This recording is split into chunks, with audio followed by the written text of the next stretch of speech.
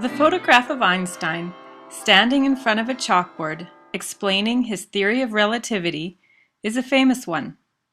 Chalkboards were an indispensable tool in education for instructors to share their teachings and for students to demonstrate their understanding. If you are over 30 years of age, you will no longer see the familiar green boards of your youth hanging on classroom walls. And for anyone born before the 1960s, the black slate boards are missing as well. The chalkboard, for the most part, has been remediated by the dry erase board in today's classroom. Dry erase boards provide the same static writing surface as the chalkboard. However, erasable felt pens are preferable over chalk for the learning environment. Chalk dust is an allergen for some students and hazardous for computer hardware. Labor is also required to clean the chalkboard erasers. I remember cleaning chalkboard brushes and chamois as being part of the elementary school experience. Because of the introduction of computer technology into education, the dry erase board is now being remediated by the electronic whiteboard and projector screens. Teachers no longer need to rely on writing out notes in real time to deliver their lessons. Proxima projectors can be attached to computers to enable the presentation of lessons that have been prepared beforehand. Electronic whiteboards also provide teachers with a medium for more interactive lessons than the static chalkboard and dry erase board. Material can be presented in text, audio, and visual format. But before we completely dismiss the chalkboard and forget about them in storage rooms and garbage landfills, let us reflect on how hanging a piece of slate on a classroom wall revolutionized public education. In 17th century French Canada, schooling was limited and universal education did not exist. The Catholic Church offered formal schooling for young men who might enter into the priesthood, and they also provided elementary education in the areas of catechism, reading, writing, and arithmetic. Through the missionary efforts of Catholic sister orders, some girls living in rural areas had greater access to schooling. However, formal instruction for girls was almost non-existent, and most of their learning was taught in the home in the areas of homemaking. After the British conquest, education remained mostly a family effort, and formal tutoring was available to only those who could afford it. Beginning in the early 19th century, the idea of mass schooling took hold in North America and abroad. The first publicly funded schools began in Upper Canada under the Grammar School Act of 1807, and by the 1840s, a model for public education was created. Leading school proponents argued that mass schooling could instill appropriate modes of thought and behavior into children. Even so, most parents began sending their children to public school because they supported the idea that their children would learn to read, write, and perform arithmetic. Job security could also be dependent on levels of education. Public school developed into a system where teachers were trained and students learned from standardized textbooks and curriculum. A standard classroom organization evolved as well, in which rows of students sat in desks, looking at their teacher standing in front of a chalkboard. It is not surprising that the chalkboard was invented at the same time that the idea for mass schooling began. It is also not surprising that the chalkboard was invented in Scotland. During the Scottish Enlightenment in the 18th century, Scottish philosopher Adam Smith advocated for a universal education system. In order for an endeavor such as this to take root, however, students and teachers need access to learning materials. Before the invention of the classroom chalkboard, teachers worked with students one-on-one. Students had access to individual slate boards that they could use to practice their writing and number operations. Teachers were required to observe each student's work individually and give examples individually. Teachers had no resource to present class lessons and examples to a group of students, however. Paper and pen technology was still expensive to purchase at this time. Chalkboards way back in the day started from slates.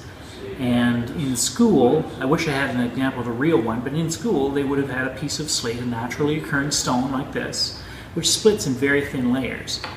And it's smooth on the surface. They make pool tables out of it. And there's another type of slate called pencil slate. And pencil slate forms these long, thin, and naturally occurring. You find them in a ditch or on rock faces. Anyways, so you'd go along and you'd collect a bunch of pencils. They occur naturally like that. You can write your name on things.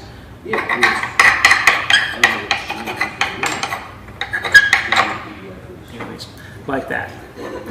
And so you can write your notes on there. Unfortunately, it's a one-shot deal. You can only write one page. And then you take a rosin bag, which this isn't, this is just a piece of paper towel, but you take a rosin bag and you wipe it all off. Something like that. And you'd write another page of notes.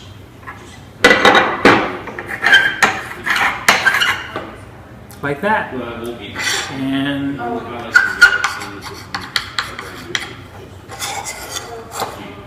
that's how notes used to be taken. In 1801, geography teacher James Pillins at the old high school in Edinburgh, Scotland, remedied this situation by hanging a large-sized piece of slate on his classroom wall. This way he could present examples and lessons to a group of children at one time. The invention caught on, and North Americans soon followed by mounting blackboards on their school walls as well. Slate was both accessible and inexpensive, which supported this new innovation. Teachers could deliver single lessons to masses of children.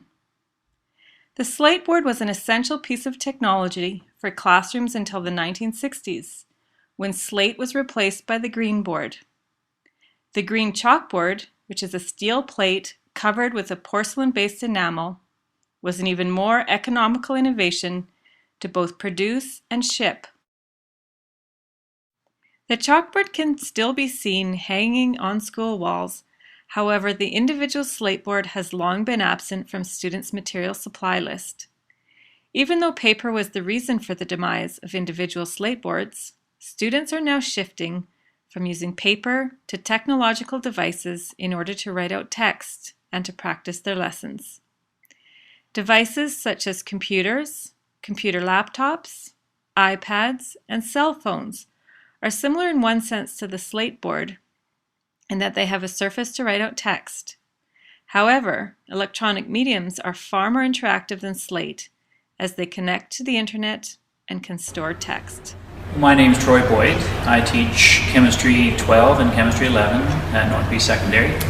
And normally I use the internet, and I have Blackboard Collaborate, which is an online streaming, a live streaming program, as well as it allows me to record my lessons. And I normally bring up PowerPoint. You can see it on the screen there or on the screen here. This is a write-on tablet, and there's my laptop to do attendance and stuff like that. So yesterday the internet was down and we couldn't get on to use our technology. So I had to go back to the chalkboard. And it's been a few years since I've used the chalkboard, and so to any great extent. And so I wasn't all that comfortable doing it, and I made some mistakes as I went. And however, towards the end of the day, I was used to it again, and I could handle the chalkboard once again.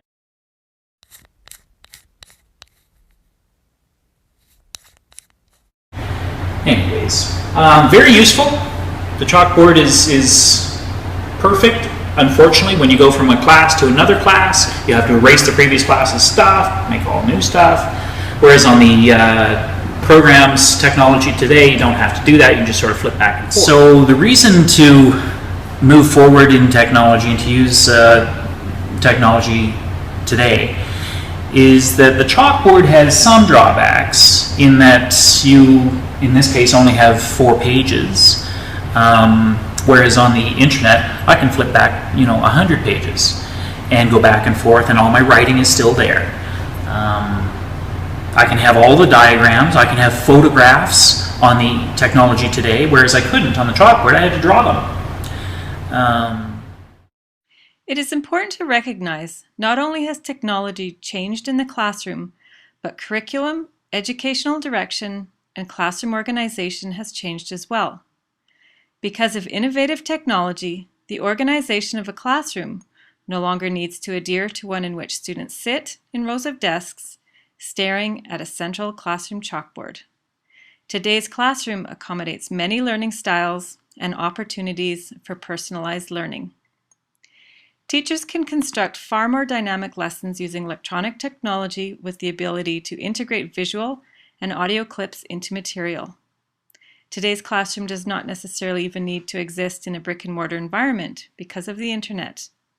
In addition, education is becoming more globally available due to online programs. The chalkboard is too static to support such educational endeavors. Nevertheless, in case the power goes out, maybe keep one of these relics around. A chalkboard is a practical and inexpensive learning tool that does not need to be plugged in.